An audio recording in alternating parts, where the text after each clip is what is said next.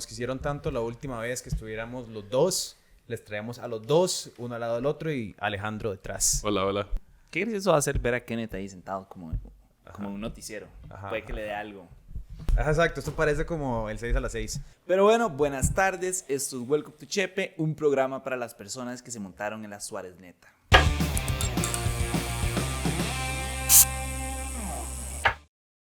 ¡Oe, oe, oe, oe! ¡Ticos! ¡Ticos! ¡Oe, oe, oe, oe! ¡Ticos! ¡Ticos! Ahora sí ya entiendo a qué se referían cuando decían que ahí tenían un gallo. Y es que oficialmente vamos a nuestro sexto mundial. Probablemente viendo el partido, pero Campbell le encajó un golazo a los casi 3 minutos del inicio del partido. Y aunque en realidad la sufrimos, pues nos vamos a Qatar. Qatar, guaro, como leí por ahí. Y no, ahora nos toca en el grupo E contra España, Japón, Alemania. Una vez más en el grupo de la muerte. Y literalmente, ustedes saben que somos el único país de ese grupo que no ha cometido un crimen de guerra. Mal chiste, no me cancelen. Y de ahí sí, como era de esperarse y como buenos ticos, nos fuimos de jupa con la celebración.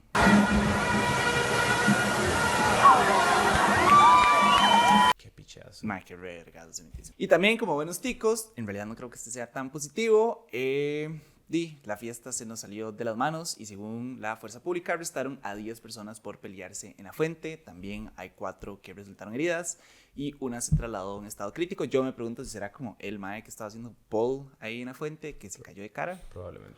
Podría ser, pero... Y bueno, nada, muchísimas felicidades a los muchachos. Creo que nos dieron una enorme alegría en un momento que tanto lo ocupábamos y desde acá los vamos a estar apoyando cuando comience el Mundial en noviembre. Y muchísimas gracias al VAR también, que en 90 minutos hizo más por el país que la mayoría de los políticos en toda la historia de nuestro país. Y nada, como siempre, recordarles que la mejor manera de apoyarnos es en patreon.com/nopasanadaoficial, que por $3 en adelante pues nos ayudan a subsistir, a que podamos decir Suárez Neta en videos y van a obtener descuentos en merch, van a obtener contenido exclusivo, el acceso al Discord, a los Close Friends, no sé, un montón de varas más. Entonces, muchísimas gracias. Y si no pueden hacer nada de eso porque la vida está muy cara, pueden apoyarnos compartiendo nuestros videos. Paso ahí, nada más, ha habido como una conspiración en algunos episodios de que no estaba mencionando Patreon porque platas oscuras nos pagan. Eso no es cierto del todo. Si eso fuera el caso, no estaría ni siquiera haciendo este programa. Nada más que a veces se nos olvida porque hacemos demasiadas varas. Eso es toda la realidad del caso. Por favor, vayan a Patreon, en serio lo necesitamos. Pero bueno, no fue nada más la selección quien está celebrando en estos días, porque también los ministros de nuestro nuevo presidente, a quien el austero Chávez le subió el salario en un 100%. 100%. Y bueno, a quienes de paso el costo de vida a ellos sí les bajó. Porque qué rico lo rico, como diría Kenneth. Saludos, Kenneth, en Berlín. Lo interesante es que durante todo ese tiempo Chávez ha estado del lado de una posición de defensa de la regla fiscal.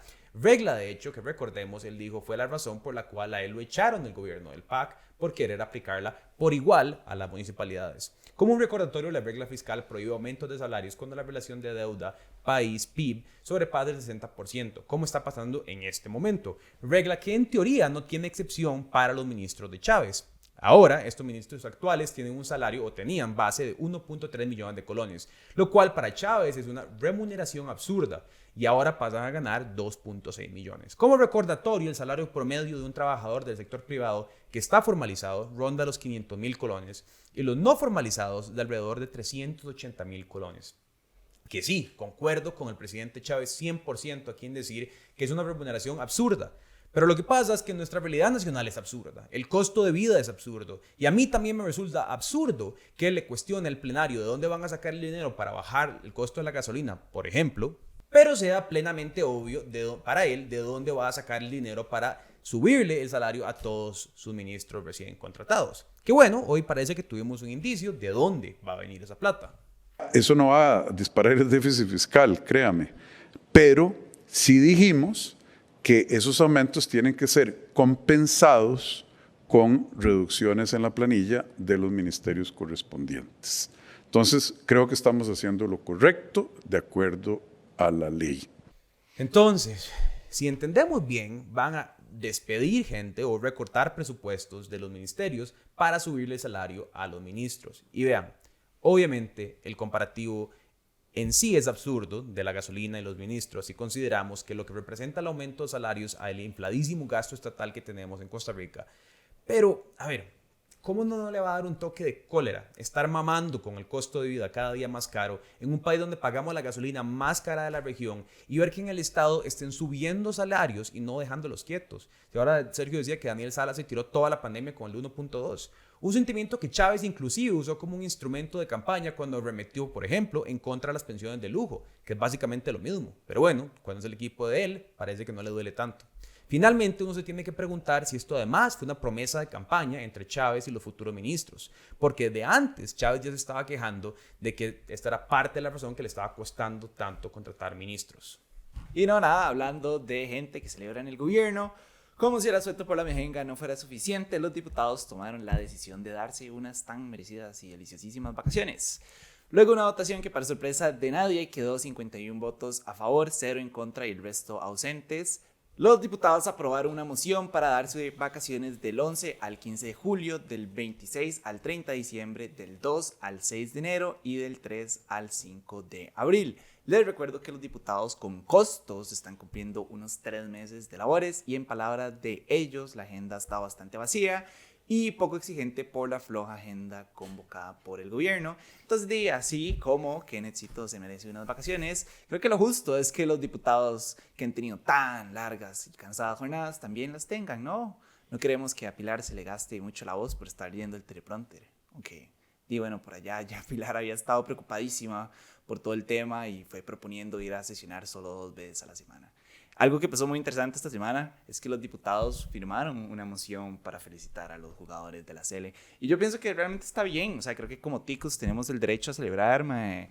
Pero realmente utilizar tiempo de asamblea para firmar una moción que nada más dice, hey, muchísimas felicidades, ustedes acaban de generarle un incentivo económico al país. Es como, mae, realmente era necesario hacer eso. Creo que un tuit hubiera sido más que suficiente para nada más extender las felicitaciones como que en vez de usar tiempo, o sea, tal de que no están haciendo nada, porque ellos no están haciendo nada, tienen pocos proyectos, es como, más, hay que firmemos una moción. Y yo creo que eso deja en evidencia lo poco que están haciendo. Y no es por ser mal ride, o sea, está súper vacilón y admito que es súper cute que los maestros tomen el tiempo de hacer mociones así, pero creo que de frente a una asamblea legislativa que no ha tenido proyectos presentados por el Ejecutivo, que de nuevo recordemos que en este periodo de tiempo esta nueva Asamblea Legislativa es la primera Asamblea Legislativa a la cual se le extendió el periodo de tiempo para que el Ejecutivo presente todos los planes para que sea más fácil hacerlos. Y durante todo este tiempo hemos visto a Pilar decir, primero, mejor hacer proyectos buenos que muchos y malos. Hemos visto que para qué la prisa. Chiva, me parece súper adorable que los maestros hagan eso. Pero me parece también un toque, falta de respeto cuando lo contraposicionas, que es una asamblea terriblemente ineficiente y ni siquiera es por culpa de los diputados, es por culpa del Ejecutivo que no les da proyectos que ver.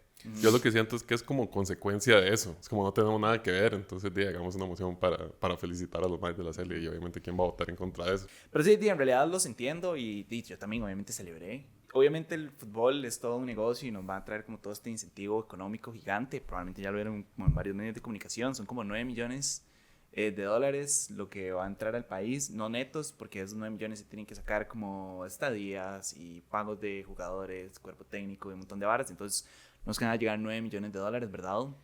Y después eso se tiene que agarrar y se subdivide, ¿verdad? Si no me equivoco, agarran lo que sobra y como el 54 va para Primera División, el 24 creo que va para Liga de Ascenso, el 5% para las mujeres, ¿verdad? Entonces, o sea, tampoco es como que eso es todo ese dinero, ¿verdad? Se va a repartir. Y bueno, después vienen como incentivos por los jugadores que son nombrados o que los llevan al Mundial, entonces probablemente, digamos, como los grandes ganadores vayan a ser así como la Liga Heredia, que tiene un montón de jugadores convocados, ¿verdad? Pero lo que sí tiene el Mundial es que es un gran incentivo económico, mueve demasiado la economía. Estamos hablando ahora, no sé si se acuerdan, para el 2014 se vendió la birra en Costa Rica, no había, nada más no había. Entonces, incentiva demasiado el comercio, la venta de camisas, los boletos, que los pasajes, y después la gente empieza a pagar como cable para poder ver más partidos, lo que sea. Entonces, obviamente los entiendo y sé por qué salió la moción, más allá de ser chingue, es como para incentivar como la reactivación económica, ¿verdad? Pero, no sé, creo que usar es plata del Estado para eso, hubieran hecho un tweet. Sí, no, creo que es súper interesante ver lo mucho que puede aportar el deporte a la sociedad y económicamente, y por lo mismo creo que es interesante ahora, bueno, recientemente vi al presidente del Saprissa hablando sobre, por ejemplo, esta ley de aprobar, legalizar los anuncios de licores en los deportes, algo que es totalmente normal, pasa en todo el planeta Tierra, de hecho que hasta Qatar, país musulmán, a donde legal y en la mayoría de los lugares no hay bares, no hay lugares para tomar licor.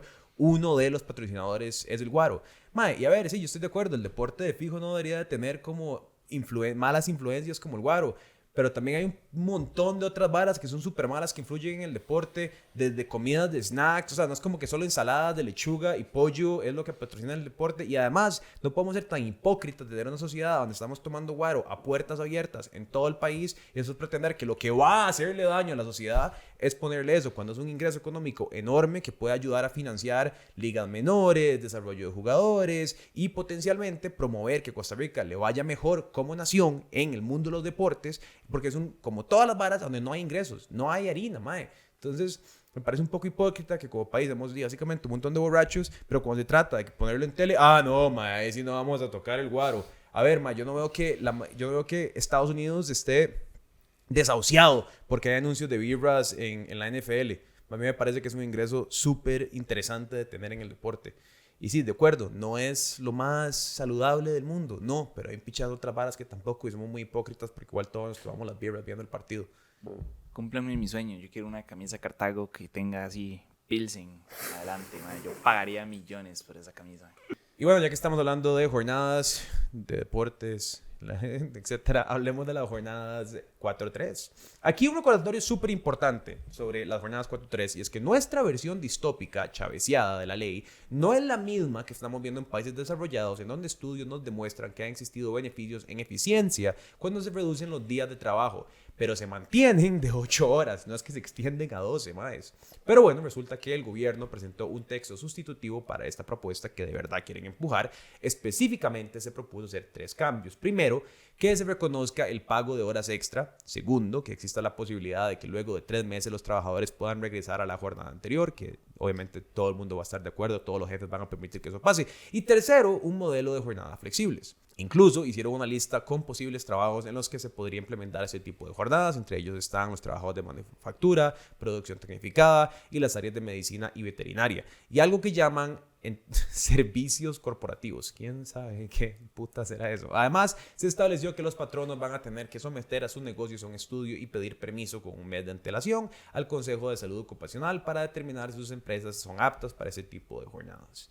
Algo que sí se mantuvo es que estas jornadas no se pueden aplicar para trabajos considerados como peligrosos, insalubres, pesados o que requieren una larga exposición a riesgos, porque si ya con 8 horas era mucho, con 12 obviamente va a ser más. Algo preocupante que resaltó el semanario Universidad es que estas jornadas no contemplan ni garantizan los servicios de guardería, no se fortalece la red de cuidado ni la dirección de inspección laboral, puntos importantísimos, y sabemos que ya las mamás tienen problemas con los hijos y el cuidado.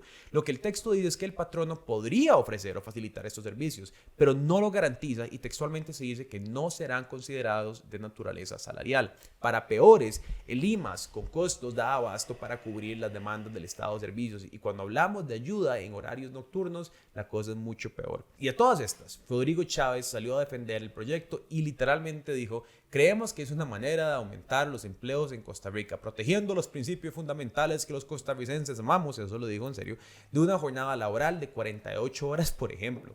Incluso dijo que le da flexibilidad a los trabajadores y patronos sin desproteger sus derechos. Pero como vimos, con la red de cuidado que no se está extendiendo y los servicios de guardería que tampoco, esto no es necesariamente o del todo cierto. De hecho, antes de comenzar, algo que quería decir era como... Sí, la otra es que no habían como estudios concretos de que iba a generar más empleo o beneficios para el trabajador. Entonces, lo que me da a entender, y cuando uno ve el oficialismo tan empedernido en pasar una ley, ¿verdad? Yo lo que creo es como a perjuicio del trabajador, están intentando buscar como generar más inversión extranjera. Es como, hey, vean, pueden venir y la gente le va a trabajar 12 horas al día, no sé, empresas de manufactura y estas cosas que tal vez les sirve más. Pero sí, no están pensando en el trabajador costarricense, creo. No, bueno. De fijo no, y lo siguen tratando de vender como un acto populista. de alguna manera u otra, y a mí lo que me impresiona es que la gente se lo compre cuando es la misma gente que le va a tocar bretear 12 horas. Sí, Porque sí. no crean que esto va a ser una negociación. Mae, cuando uno entrega los derechos es muy difícil recuperarlos. Yo me acuerdo lo que comentaba, era como, me encantaría que esas jornadas se apliquen a la asamblea. Quiero ver los 12 horas sentados ahí como breteando. No me imagino a Rodrigo Chávez 12 horas en el despacho presidencial como firmando decretos. Y para seguir hablando de estos estudios que respaldan el hecho de que muchas veces menos días pueden generar más eficiencia, como se está haciendo ya, no sé, en Nueva Zelanda y en Japón. Algo interesante que salió a relucir esta semana es que según las últimas estadísticas de la OCDE, los ticos somos más productivos cuando trabajamos menos horas. De hecho, esto es muy acorde con la tendencia mundial que hemos visto de reducir la cantidad de horas trabajadas a la semana. Por ejemplo, Reino Unido y Francia también quieren aplicar jornadas 4-3, pero con un promedio de 32 o 38 horas. Colombia ya aprobó reducir las jornadas a 42 y en Chile quieren reducirlas a 40. Costa Rica es el único que busca aumentar las jornadas alegando más productividad. Y para peores de todos los miembros de la OCDE, somos los segundos en trabajar más horas anuales y los terceros con el menor balance entre vida y trabajo. ¿Existe un balance? No sabía. No me llegó el memo a mí tampoco. Y si bien la tendencia viene desde antes de la pandemia, si algo dejó en evidencia el COVID es que a menos horas de trabajo, más productivos somos.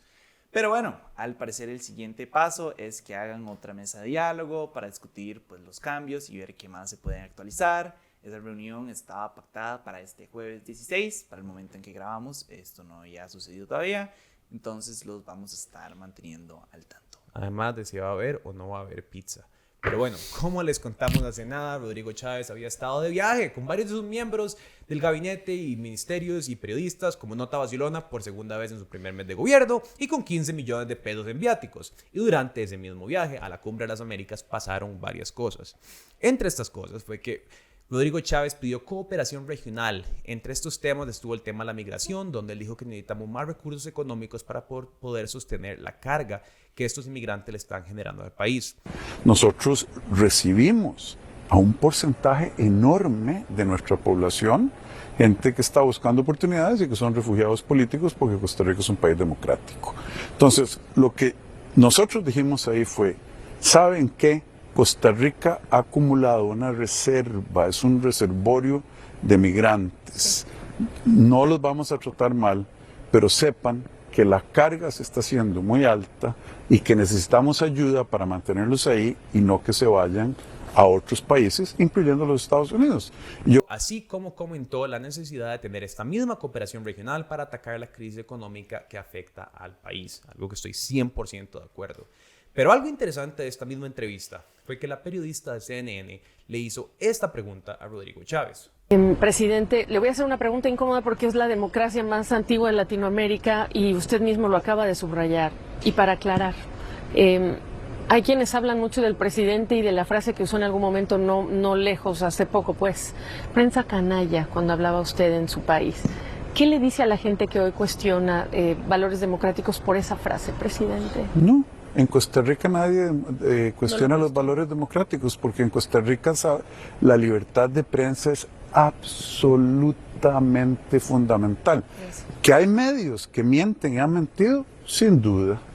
Y como buenos miembros del Club Canalla que somos, me resultó súper interesante que Chávez dijera que en Costa Rica, y aquí lo cito, la libertad de prensa es absoluta. Porque si bien es cierto, nos ven aquí hablando y contando chistes de todo un poco, hace poco, el periodista mexicano Alberto Padilla, del cual tal vez no sé si lo recuerdan, tiene un programa de radio o fue muy conocida por sus entrevistas políticos, en especial en el 2013 y en especial esta de Villalta, denunció que luego de criticar al gobierno recibió una visita a los policías de migración. Todo esto comenzó con un tuit en el que se lee: como piloto que soy, afirmo, ningún avión entre Europa y Costa Rica para República Dominicana a 2.5 horas de distancia por mal tiempo en Costa Rica. ¿Por qué mentir Rodrigo Chávez sobre su visita a República Dominicana? Qué raro que República Dominicana es un tema como raro. En fin, él se estaba refiriendo al vuelo del 26 de mayo en el que Chávez se desvió a República Dominicana por mal clima. Y resulta y acontece que una semana después de hacerse ese tweet, 5 policías de migración fueron a las instalaciones del radio ya que recibieron una denuncia anónima y querían aclarar la situación migratoria de Alberto Padilla. Según la consulta al observador de migración, el estatus de Padilla está al día y se puede mantener en el país como turista. La otra cosa que nos pareció súper interesante fue el despido del reconocido periodista Ernesto Rivera como el director del CINART. Según le explicó Rivera a La Nación, le dijeron que la decisión venía directamente del nuevo presidente ejecutivo del medio, Alan Trigueros. Eso sí, no le dijeron ninguna razón en específico, pero a mí se me pueden ocurrir algunas, como por ejemplo, es interesante mencionar que durante las elecciones Rivera y el CINART lanzaron un programa de entrevistas, menos visto que el de nosotros, de paso, llamado Mano a Mano. Entre las entrevistas estuvieron Pilar Cisneros y Rodrigo Chávez. Y sin exagerar, fueron entrevistas bastante pesadillas, en las que Rivera cuestionó a ambos por el fideicomiso que Costa Rica Prospera tuvo en el financiamiento de la campaña de Rodrigo Chávez, preguntas que siguen abiertas. Obviamente, en su momento, ninguno de los dos respondió. Pilar le dijo que le preguntara a Chávez y Chávez le dijo que no podía revelar nombres por una cláusula de confidencialidad. Después nos dimos cuenta que eso no tiene que ser, dieron nombres y siguen investigación. Ya Kenneth hizo varios videos explicando el tema, de hecho que hablamos con un representante del TSE, todo eso lo pueden buscar, links en la descripción. Y aquí me resulta interesante la pregunta de entonces, ¿qué realmente significa la libertad de prensa? Porque ¿puede la prensa realmente hacer su trabajo si tiene miedo de hacerlo, si está siendo intimidada? Lo que le pasó a Alberto Padilla, de coincidencia o no, como mínimo lo que él alega sucedió, de lo cual hoy no tenemos pruebas, pero bueno, fue por haber puesto algo en Twitter, me recuerda a lo que me contó el periodista Neomar en Venezuela. Yo en el 2019 fui a Venezuela y ahí mismo tuve una mesa de diálogo con varios periodistas de oposición, algunos que trabajaban para Radio Caracas Radio, otros que trabajaban para el partido María Corina Machado, un periodista independiente. Y estos periodistas venezolanos me dijeron esto que vamos a ver en este video acá. Quedé allí, sí, en el 2013. Mi inicio en Radio Caracas Radio fue un programa semanal. Hacemos un programa los sábados a las 2 de la tarde, que era un horario muy malo, muy tirado para allá, para el cajón de los locos. Y con el tiempo, cosa de año y medio, el programa gustó mucho. Un programa que tengo con Daniel Lara, que es venezolano igual que yo, pero que ya no está en Venezuela, se fue hace casi 2 años, año y tanto. Tuvo que irse porque fue perseguido por el chavismo. Le pegaron un batazo por la cabeza una vez, le tiraron una camioneta una vez para atropellarlo también. No es coincidencia que a pesar de que no hay pruebas específicas de que los allanamientos que se hagan a la prensa por excusas, ya sea porque tenés un papel en desorden, porque hay una cosa no paga, porque tenés un estatus migratorio, se empiezan a traducir a interpretaciones de la ley para empezar a allanar diferentes entes de la prensa. Y esto, digo, a ver, en Guerra Avisada no muere soldado, ¿verdad, señores? Que Chávez ha venido diciendo que es un tsunami de destrucción en la misma oración a donde menciona a los jerarcas de la prensa. En todos los comentarios que nosotros hemos recibido están pidiendo que arresten a la prensa. O sea, literalmente una vara es como la prensa canalla, otras que estén pidiendo que arresten a entes de la prensa. Y lo que pasa es, para mí, mi interpretación de todo esto, es que en el momento que vos empezás a crear una narrativa, la narrativa que sea, ¿verdad? Nosotros somos los enemigos de la prensa, los enemigos de la prensa, los enemigos de la prensa. El día que arrestan a la prensa, nadie se preocupa porque sea algo malo, sino que ya la excusa está montada. En inglés se dice post-truth. Empezás a crear una post-verdad en la cual ya vos racionalizaste las consecuencias que vas a traer con anterioridad. Entonces Chávez se puede decir a CNN que no, que aquí la libertad de prensa es absoluta, pero la intimidación empieza a jugar un rol interesante en lo que corresponde a la libertad de prensa o no. A ver, y como les digo, o sea, de verdad, yo espero que nunca tener que lidiar con un policía en la entrada de no pasa nada, por favor. Pero tampoco me sorprendería el día que pase. Además, qué raro, bro, de cuando aquí los oficiales de migración van de 5 en 5 a los trabajos a preguntar cómo está su estatus migratorio. Con chalecos antibalas. Pues. O sea, es intimidación clarísima, yo creo, en mi criterio, el de Pietro. Y bueno, a don Alberto Padilla, me encantaría conversar con usted si quiere darnos una nota, alguna reflexión del tema, porque no sé en cuántos años de haber sido periodista en Costa Rica, por lo menos desde el 2013, que yo sé que hizo esas entrevistas, si alguna vez había tenido una experiencia otra como esta. Porque si esta es la primera, claramente empieza a demostrar algún tipo de cambio en el estatusfera de la libertad de prensa en el país. Entonces sí. Yo por ahí vi un tweet que decía como, hablando de Ernesto Rivera, decía como que sea, que lo manden a silenciar demuestra el buen brete que él está haciendo. O sea, es una persona muy reconocida. Antes estuvo en el semanario de universidad, también salió ahí como por cosas un toque raras. Y curiosamente lo han echado a los últimos 2 puestos de medios que son del Estado, ¿verdad? Entonces eso es como un poco shady. Yo no sé a veces qué pensar de la gente, porque me da risa la gente que es como, Serbia y usted es una mierda, los odio, cancelenlo, quemen ese lugar, pero cuando salió el cementazo fue como, Serbia y el mejor medio de Costa Rica, los amamos. Es como, madre, o sea, ahora lo odian porque estaba hablando mal en contra de Chávez o en contra de cualquier otra persona. O sea, como, ¿cómo cambia esa mentalidad tan rápido, madre? ¿Cómo nada más los cancelan como por eso? No, a mí me hace demasiada gracia. La vara más vacilona del mundo es que recibimos tantos comentarios que no se dan cuenta y dicen, hace un par de meses ustedes estaban haciendo un excelente trabajo, pero ahora no. Y es como, claro, huevón, estábamos criticando al PAC y ahora estamos criticando a Chávez. ¿No te das cuenta que lo que te hacía gracia es que criticábamos al PAC y ahora criticamos a Chávez? Y es como, madre, ¿cómo no tenés la autoconciencia para ponerte el espejo enfrente y ver y decir, madre, tal vez lo que pasaba es que me hacía gracia cuando estaban en mi línea narrativa, pero en el momento, pero la línea sigue. Preguntarle al gobierno qué está haciendo de una manera vacilona. Antes con el PAC, ahora con Chávez. Y bueno, en esta misma nota es para recordarles que No Pasa Nada es un medio 100% independiente que depende de lo que la gente nos dona en gran parte para poder hacer lo que hacemos. Como sabemos, en Costa Rica es un mercado realmente pequeño, posicionar anuncios es sumamente difícil, la gente que nos ve no es demasiada todavía, entonces pueden hacer 2 cosas. Número 1, entrar a patreon.com/nopasanadaoficial y apoyarnos por $3 al mes. Y número 2, compartir nuestros videos con toda la gente que ustedes conocen, sean clips, sea el episodio completo, ojalá sea el episodio completo, y suscribirse a No Pasa Nada en YouTube, youtube.com/nopasanadacr, para ver todo nuestro contenido. Eso es lo que pueden hacer. En otros temas, esta semana se cumple un año del destape del caso Cochinilla. Por razones de tiempo no vamos a tenernos explicando qué fue lo que pasó. Creo que ya todo el mundo tiene que saberlo, ¿no? Para eso tenemos una infinidad de episodios que le dedicamos al tema. Imagínense que la primera vez que mencionamos el caso Cochinilla fue en el episodio 58 y en este momento vamos por el 108. Entonces, obviamente es imposible. Pero lo que tienen que saber es que según un recuento de La Nación, en estos 365 días se han realizado más de 600 audiencias judiciales, se investigó a 82 personas y a 17 personas jurídicas. El caso se declaró como crimen organizado y bueno, Carlos Cerdas y Melida Solís cumplieron 8 meses de prisión preventiva. A mí lo que más me impresiona del caso hasta ahora es que ha sido un caso unilateralmente, si lo han visto, realmente las consecuencias sufridas por las partes involucradas del sector privado. Creo que algo que muy pocas veces se menciona es que realmente no han habido jerarcas de las instituciones que fueron partes de toda la corrupción castigados. Me parece súper bien que haya gente pagando consecuencias en la cárcel. Pensé que eso nunca iba a pasar y mucho menos multimillonarios. Pero me parece asqueroso que el sector público se esté lavando las manos y diga, ya hay responsables en la cárcel. A ver, los sobornos no se le pagaron al aire. Del sector público recibieron un montón de dávidas, un montón de sobornos, un montón de pagos, y esas personas realmente ninguna está pagando consecuencias. Bueno, y al igual que el episodio anterior, que los cerró Sergio con algunas cosas bien cortas, vamos a hablar sobre algunas noticias rápidas para que ustedes sepan qué ha pasado en el país. Lo primero es que oficialmente el Consejo Superior de Educación acordó en cancelar la aplicación de las pruebas FARO, entonces pueden celebrar en los coles, me imagino que igual lo van a hacer. En episodios anteriores hablamos de la controversia, que Chávez pensó que era César y podía mandar a hacer las varas, pero no se podían, y entonces ahora ya finalmente el Consejo accedió, y bueno, esto fue lo que pasó. Si quieren más información sobre eso, pueden ir a ver el episodio anterior. Y por el contrario, según la ministra de Educación, Ana Catarina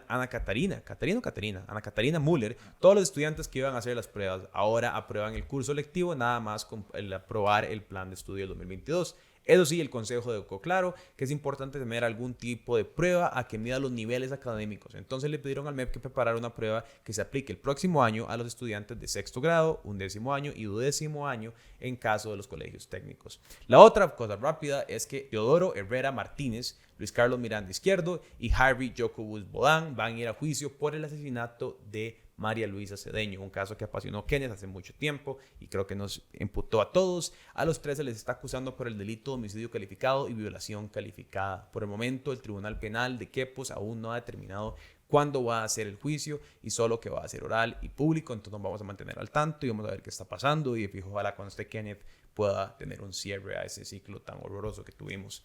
Y por último, según la Organización Panamericana de la Salud, organismo de paso, que es donde ahora contrataron al exministro de Salud, Daniel Salas, él emitieron un criterio que la vacuna contra el COVID-19 no debe de ser obligatoria en Costa Rica. Ahora, ¿qué tanto peso va a tener este criterio sobre el país? Bueno, de verse, porque son otras organizaciones, pero no sería raro que Chávez, habiendo fallado en ponerlo como decreto el primer día en oficina, no vaya a intentar usar esto como excusa para volver a plantear el tema. Una noticia que debe tener a cual pandemia tomándose por lo menos 2 batidos de Herbalife para celebrar. Y yo quería mencionar una vara extra que de hecho probablemente la vamos a tener en el podcast de Pietro Ablacón. Y ya le puedes quitar el prompter. Y fue que la deportista de CrossFit, Amalia Ortuño, es la campeona provisional, bueno, oficialmente ya fue la campeona provisional de CrossFit 2022 en la categoría de atletas sentadas. Y de hecho que estamos hablando con ella para tenerla en Pietro Ablacón.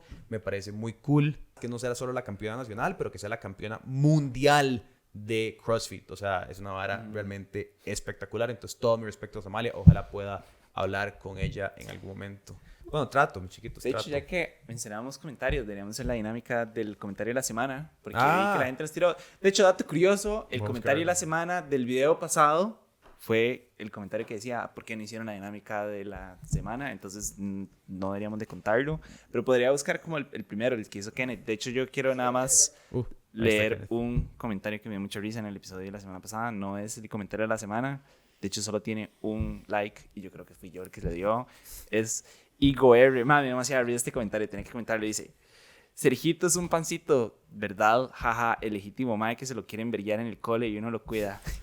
Y como, mae, gracias por recordarme el bullying en el cole. Tuanis. Pero yo creo que a veces la gente no dimensiona que yo mido 1,83 m y he hecho karate. Eso y lo quiero decir, ahora hace karate, entonces no se meta con Sergio. Entonces, como, mae, tuanis por querer defenderme. De fijo, si me quiero agarrar a vergazos, mae, lo llamo y nos damos a ella, ¿verdad? Pero tampoco es como que necesito que me defiendan. Digo, puta, bravo. No, me da mucha risa. Y también me da mucha risa el mae, que es como, esto es igualito a Tapón. Y yo, mae, no puede ser, usted también va a comenzar con esta hora. El comentario, bueno, sí, fue el que dejado por Oscar Arias, fue que se le fue que no mencionamos el top comentario de la semana. Entonces, don Oscar, muchas gracias por dejarnos un comentario, aquí lo estamos mencionando. Pero después de eso, dijeron que es que Kenneth se putea de manera muy divertida. Ajá. Y tenemos que admitir que Kenneth, la vacilón de Kenneth escribe el guión, él, o sea, ahora más que nunca. Y él, a Gary se caga de risa de los comentarios que él escribió en su propio guión. O sea, cuando el más reacciona a lo que va leyendo, es él riéndose de sus propios chistes, que uno siempre puede apreciar cuando uno se ríe de lo que uno mismo escribe. Y después, no sé si esto va a ser una declaración, pero puede suponer que ese Oscar Arias no es el Oscar Arias que todos ustedes creen que es, porque ya los veo poniendo como, yo sabía que Pericos, no sé qué. Es como... No, sí, es Oscar Arias. Oscar Arias se siente de todos los episodios de Ver con tu Chepe, me consta. Y Charlie, pero ese es como vocal nada más. Muchas gracias por haber visto este episodio. Nos vemos la próxima semana. Recuerden suscribirse al canal, buscarnos en Instagram de No Pasa Nada Costa Rica, el TikTok de No Pasa Nada Costa Rica, el Facebook de No Pasa Nada Costa Rica. Apoyarnos en patreon.com/No Pasa Nada Oficial, donde pueden ver este contenido y muchas cosas más, ya que somos una plataforma independiente, a pesar de que dicen que nos entra harina, de verdad que no. Y nada, compartir este video. Muchas gracias.